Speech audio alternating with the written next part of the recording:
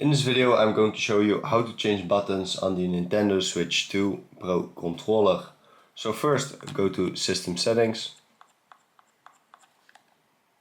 then scroll down to Accessibility and then here select Button Mapping.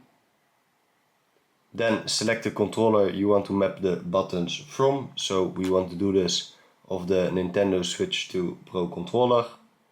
Select Edit Controller Mapping. And now we can select the button and change the function to anything else. So for example, let's take this one, the L, change it to whatever you want, for example this one, and then press on save. Your button mapping has been changed. If others use this system, you may want to inform them of the changes. Okay.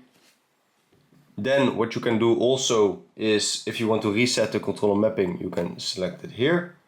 And if you want to save this as a preset, then you can save it here.